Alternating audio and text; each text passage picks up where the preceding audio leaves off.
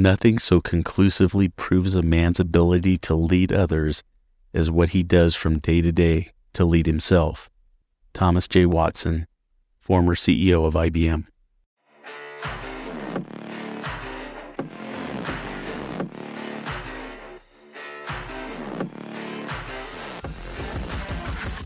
What is the language of leadership? It is the skills, traits, lessons learned, communications, and inspirations of leaders. The Language of Leadership podcast will help you develop the successful tools renowned leaders have discovered and have used effectively, sharing with you how to be the leader you desire to be and the leader your team will desire to follow. Now, here's your host, Chuck Marting. Hello, and welcome to this week's episode of The Language of Leadership. I'm your host, Chuck Marting. I need to start today's show off by asking you a question, a very specific question, something that's come up in the last couple weeks with some leaders that have contacted me that kind of had me concerned, and I felt that it needed to be addressed, and so that's why we're going to have it here on The Language of Leadership. So the question I have for you is, how important is it for a leader to know and understand their operation policies and procedures? You would think that this one thing would be of utmost importance to anybody who's in a leadership position. But surprisingly, there are so many people that I have talked to that are leaders that have no clue what their policies are, what their procedures are, or where their company stands on certain things within the workplace. To give you an example, I had a fairly new leader call me and had a situation in his workplace with drug testing where an individual was needing to be tested. And the first thing that the leader asked me was, "What are we testing for?" And I asked him, "Do you not know what you're testing for?" And he goes, "No, nobody's ever told me." And then as we started to go into a discussion, we found that throughout this conversation that we were having, he really did not have a true understanding of what the company's policies were in certain situations, what the expectation was, and what the consequences were because of these actions. So I took it as an opportunity to talk to him and to be able to share with him my knowledge and understanding, the things that I'm going to share with you today, to try and help him as a leader. And he was a fairly new leader, is a fairly new leader. So it wasn't too surprising. But I think one of the first things that we need to understand is that when you get called into or promoted, or you apply for, and then you become the leader, the expectation of any business or any organization for that matter is that you as the leader are to know what those policies and procedures are within your company so that you're able to lead effectively and to teach your team and to help them know not only for their knowledge and understanding, but for their accountability and production within the workplace. Now, there are several different types of policies within an organization, so it's important to know what policies you have, what they are referred to as, and what they cover within your workplace. And the reason why I say that, there are two different types in most of the businesses that I deal with right now, and that is not only their operations policies, but then they also have a set of employees that are safety sensitive employees, where they're mandated by federal law to do certain things in these policies. So in most cases, you have your normal person who would be over this. And in most cases, that's your human resources or people in those positions. But then they also have people that we refer to as DERs, or designated employee representatives. And they are usually in charge of the drug and alcohol policies within a company. So they would be the ones who would understand the times and the situations that an individual would need to go and be drug tested and under what circumstances. So it's important to understand if you just have one set of policies within your organization, or if there are several different ones because of the type of jobs or the type of divisions that you have within that workplace. So it's really important that you understand that. So what I'm going to share with you today are 8 reasons why you should know and understand what your company policies are.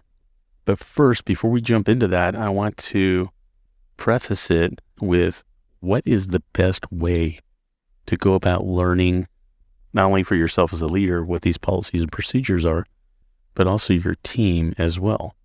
Because I guarantee you that if you don't think that way, you're going to end up having an employee or somebody on your team come to you at some point, and you're going to ask them about something, and their response back to you would be, "That is not my job." How many of you have had that joyful conversation with somebody? I've had it a couple times with people.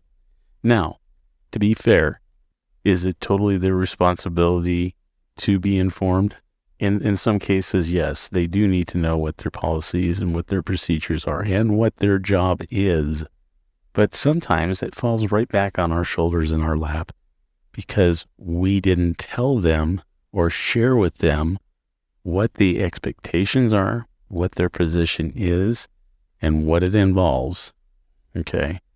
The other thing that you need to look at with the education of your employees is a lot of times it is our fault as leaders taking that 100% accountability to understand that they don't understand what their job is because I have not led them or taught them what their job is.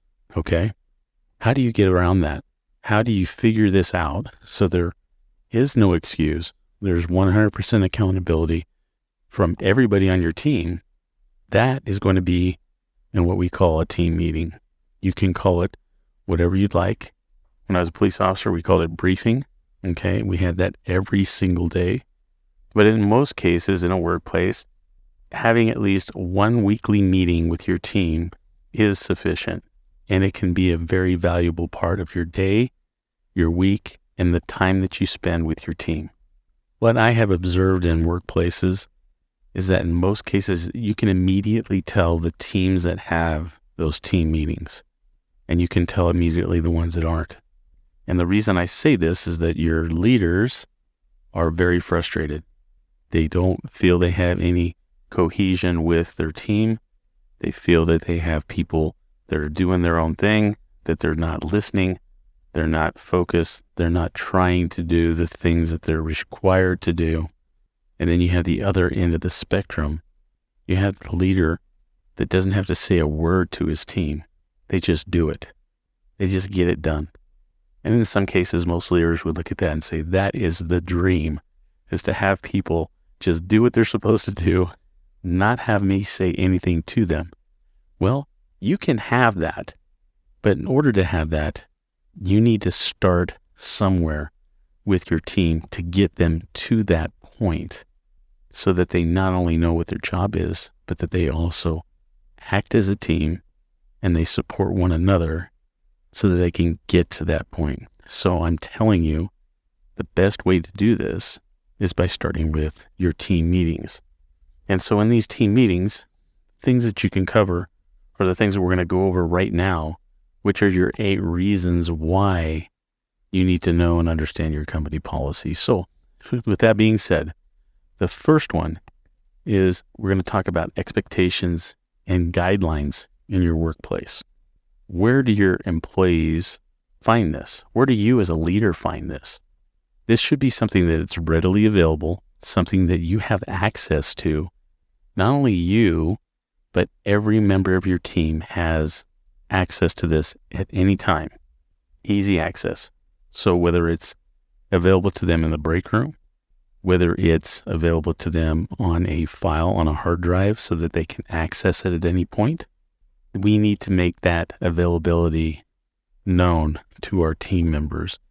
They need to have that so that they know what the policies and procedures are, so they know what's the necessary components of not only their job, but also of the organization.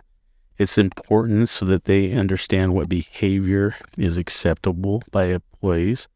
It also will set the guidelines for employees' expectations and the responsibilities that they have in the workplace, and it shows how the organization will handle any policy violations. Okay. You as a leader have an important responsibility to your team when it comes to the policies and procedures. It's got to be absolutely critical that you as a leader know and understand what your policies are. And if you don't know them, you need to get them and you need to start reading them. Now, it's not going to be the most exciting read in the world. I understand and I know that. But I guarantee you that you're going to have somebody ask you something about that policy. And if you don't at least know or remember having read it, then you're going to be at a loss. It's a lot easier to be able to tell somebody, we have that. You're going to have to give me a minute to bring it up to you and we can go over it together. But I know it's there because I've read it. I just don't know the page number. Is there anything wrong with that? No. But it also shows you as a leader that you're not only just telling them what the expectation is and what you want them to do, but you know what it is and you need to go and get it. Now, you got to look at it this way. I have a friend of mine early on in my career that came up to me and he explained to me, he said, Chuck, you don't have to memorize everything. There's no need to. If it's readily accessible and you know where it's at, then go get it. That saved me a lot of heartache and a lot of time because it took a lot off my shoulders of knowing, look, I don't have to be perfect and be able to quote policy and procedure to these guys, but it's more important that I know that it is a policy. I know that it's in that book because I've read it. I just need to find it and give it to you and educate you and help you understand so that we can better work together and get this taken care of. Make sense? So when you set those expectations with your policies, you have to have that guideline for your employees. They have to be expected to be able to follow it. It needs to be the second part of this, or the second reason is that it helps your employees understand what those policies are, and it empowers them in knowing what the policies are. Okay? We all have new team members. We have seasoned team members. You may have a mix of those in your organization right now that you're over, or you may have all new people. Regardless, we need to be able to train our employees on these policies and procedures, and there's no better place than having that team meeting. When I have people ask me, well, what do you go over? Well, this is something you can go over. Find one policy, find one thing in that procedural manual that you can cover for 5 minutes in a meeting with your team. That could be one of the things that you're going to cover in that team meeting, is going over a policy. Now, the other thing to understand is you as a leader, it's not necessarily the best thing for you to be the one that teaches the team every policy, procedure, and guideline. Get your team involved. Go to one of your team members. Tell them, John, we're having our team meeting this next Tuesday, and we're going to be talking about leave and when it's appropriate to take it, how much leave each person has, what the procedure is when you're needing to take time off. So I want you to go over that with our team so they understand what it's all about. Here's where you can find it. If you can do that, that'd be great. And leave it at that. Give each member of your team the opportunity to teach others within the team. This is how you start building those relationships within your team. How you start getting them to start interacting with one another, being comfortable with each other, knowing that it's not just one person that's going to be teaching everybody, that we all learn from each other and we learn together. So it can be a very productive thing by doing this. It helps define that role, that it's not just one person's responsibility. It's all of our responsibility. Now, as we've talked before, each person needs to be 100% accountable for their actions and what they do and what they say within your team. But this is giving them the opportunity to take on a little bit more responsibility, knowing that they're contributing to the team. I guarantee you when you start doing this, you will start seeing a change within your team. You're going to have people start joking around with each other. You're going to have people start talking to each other. You're going to have people start coming up with recommendations. Okay. It's the coolest thing ever to be able to experience that. So this is the road that we're going to help you get set on to be able to go down that road to experience. So again, we were just talking about the second reason, which is helping your employees understand their policies and procedures. And then number 3, which is also employer policies, helping them understand and realize what they are. So the next step, which is step 4, or the 4th reason, is helping you to be able to define those roles, responsibilities within the workplace. Now, you need to provide that clarity to your employees regarding this so they understand what their roles are, what their responsibilities are, and what needs to be done on a day-to-day basis within those policies. They have to be aware of specific policies and procedures for whatever their job is so that they can make sure that they're clearly understanding their role and what they do and what is expected of them. You're doing this because you don't want somebody coming back and saying, well, that's not my job.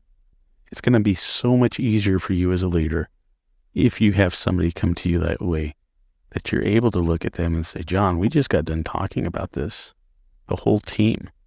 Do you not remember what we talked about on whatever day it was and whatever the topic is? You're having them remember, 1, and number 2, helping them to take accountability for their learning and understanding of that. Okay. Remember what we were talking about before in past episodes of the language of leadership, how important it is to help people take on that responsibility of accountability. It's something that we're sorely lacking in today's workplace, and it's one of the biggest requests that we have from leaders is helping people take on that responsibility and understanding that it is their responsibility. They have to be accountable. And once you start getting that information to people, once you start getting buy-in to that, it will change your team significantly as far as how they interact with each other and how they work together. So this one leads us right into our 5th reason, okay, which is accountability, taking in that accountability. So all your employees, including you as a leader, leaders are not exempt from knowing the expectations and what is expected of the organization. So you too have to be familiar with your policies, and you need to conduct and how to conduct yourself in a way that is acceptable and within those policies. You need to hold your employees accountable for their behavior, and they need to know that their leaders are also held to those same standards which you're teaching them. And that's why you have that team meeting. So you're able to express that. Like, this just isn't for you. This is for me as well. These are the expectations that I'm living by as well, and that I am going by in this workplace as well, as your leader. So the 6th reason why you need to understand and know what your workplace policies are going to be compliance with regulations and laws within your state. There are some companies, depending on what it is that you do, that are going to be governed by not only state and local laws, but also federal laws as well. And so it's very vital that our employees, our team knows what these compliance and regulations and laws are. Understand that these laws change constantly. So something that you may have taught them last year regarding record retention within the workplace, maybe it's changed this year because of statutory changes that have been made, or an amendment to the law, or there's a number of different things that can happen that could change that one policy. And it is the responsibility of not only the employer, but also supervision in ensuring that your employees know those changes. When I worked at the police department, we had policies and procedures, we had operations, and we also had patrol procedures, all different policies. And so those things consistently changed. So what would end up happening, we as a team would have our training on it, and then that policy was in written form. Each one of us signed off on it, and we took that new policy and we put it in our policy book. It was replaced with the old amendment so that it wasn't confusing, so that you knew what the new one was, everything was up to date, and you had everything that you were supposed to have. So you don't have to go to that extreme. You can have one place where it can be replaced, where you can have a digital file, or like we talked about earlier, having it in a lunchroom, having it so it's readily accessible. But we need to make sure that it's up to date. Not only that, but because some of you are going to be regulated by federal guidelines and things like that, you are subject to audit. And part of that auditing process is making sure that your policies and procedures are up to date, especially if there's been changes within the federal law regarding this. The other part of this is that it also needs to be understood what can cause somebody to lose their job. How do you get a promotion? How does workers' compensation work? How does leave work? How do all these different things that would fall under compliance within the law? These are all things that you can have: personal time off, Family Medical Leave Act, things like that. All of these things are covered within ensuring that you're in compliance with your regulations and your laws, both state and federal. So it's an important thing to do. Make sure that your policies are up to date and that you're aware of that. And each of these should probably have a date as to when they were updated. We write policies and procedure for workplaces all the time. And one of the policies and procedures that I was updating for a company had last been updated in 2010. We're in 2023 now. This was back last year in 2022. That policy had not been changed in years, and nobody was aware of it because they weren't looking at it. That's why we need to make sure that these things are updated and that everybody's aware.